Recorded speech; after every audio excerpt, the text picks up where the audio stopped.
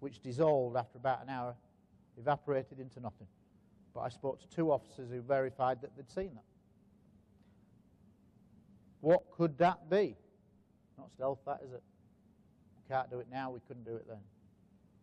Okay, this officer came to me directly. This is the guy, Lester Stenner.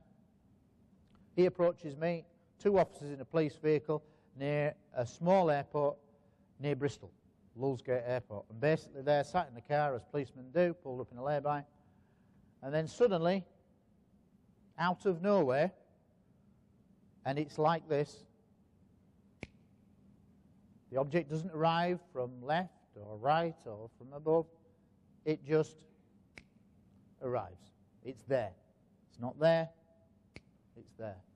And they see this. And that is the actual location. And I've played around in Photoshop, not great, but that's a basic representation. But this is what he saw. An oval disc, 300 feet wide, hovering above the road for 10 seconds. How did they know when it was arriving? Or when it arrived? Because the headlights went out. The engine died. Ever heard of that attributed to UFOs? I have. EM effects. Electromagnetic effects. Interfered with the engine. Killed it. 10 seconds. Gone. Didn't go left, didn't go right, didn't go up. It just blinked out. A 300-foot object, approximately 200 feet off the ground. I would say that's pretty close, and I wouldn't say that they'd be mistaken. Okay, this one is a... in 1967, there was a whole spate of UFO sightings in the southern, southwest area of Britain.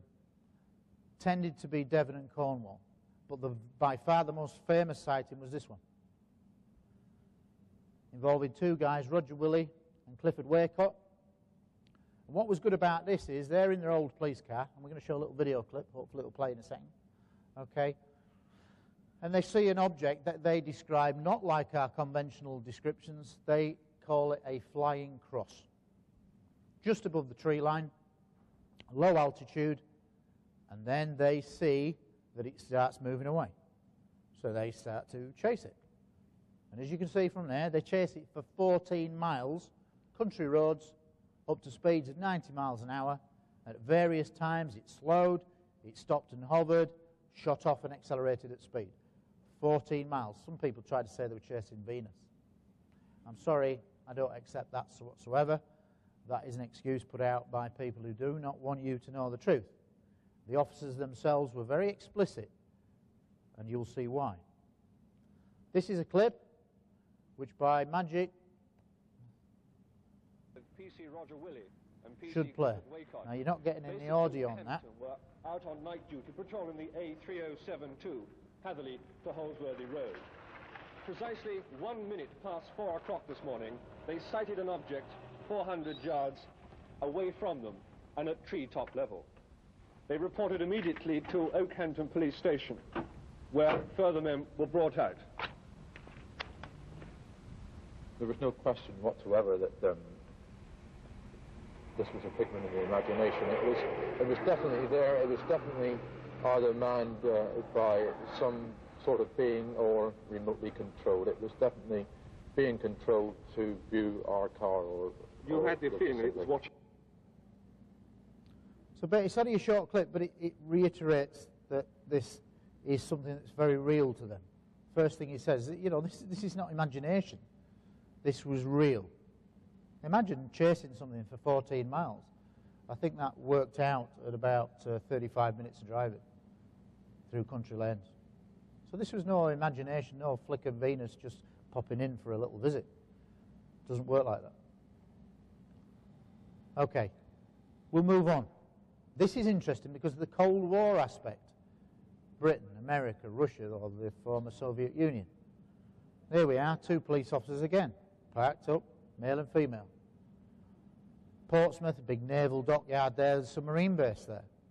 Wouldn't you have thought in 1967 that if any object hovered above a submarine base, that it'd be big news?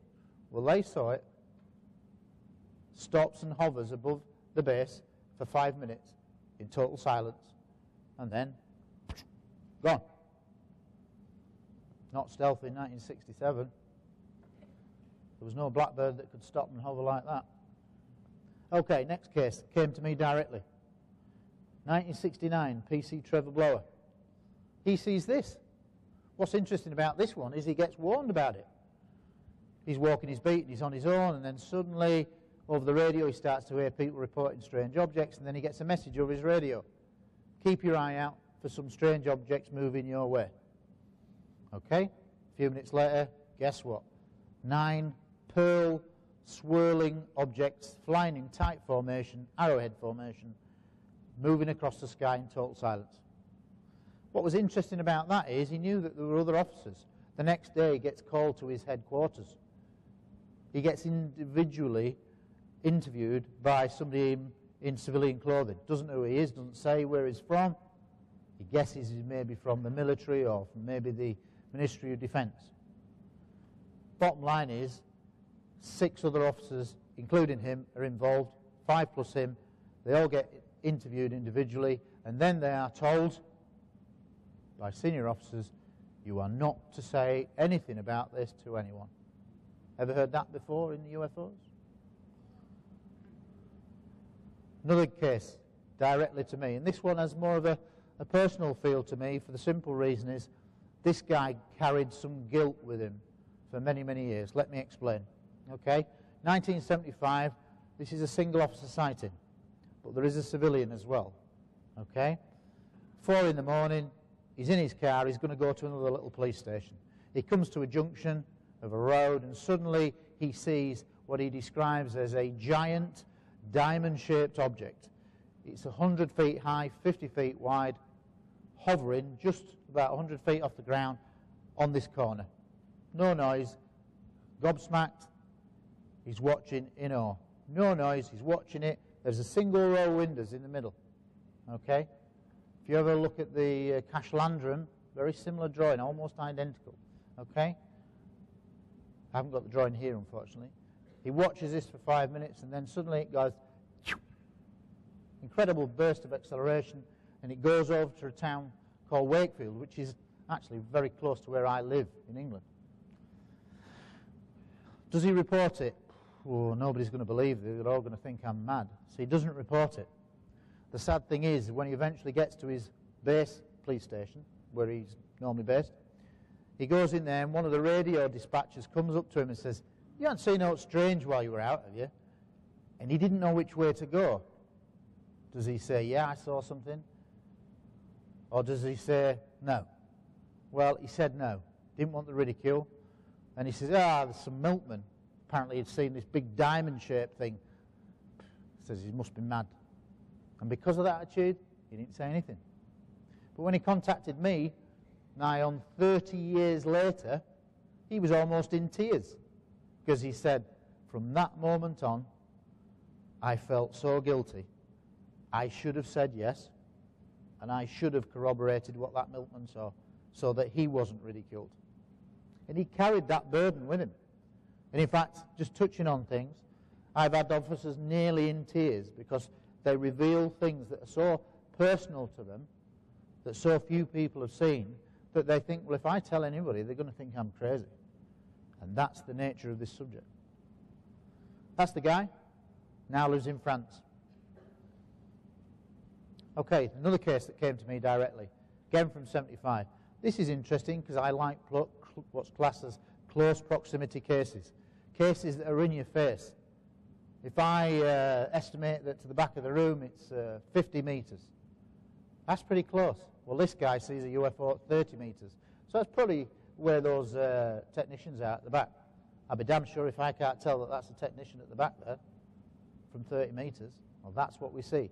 In this case, because what we have, this is actually from his report. I send out reports, they fill them in, a bit like a statement, but it's a more in-depth one. And he did this drawing. It's not brilliant, but basically what he describes is that he's walking his beat on his own, Salford Docks, walking around on nights, and suddenly he sees a bright light in the distance. Don't think too much about it, and then he realizes that the light is getting bigger. So he starts watching it. It gets bigger and closer and lower. It gets to within 30 metres of him. It then stops and hovers in total silence above an amenity block. Reminder, this is where the technicians are.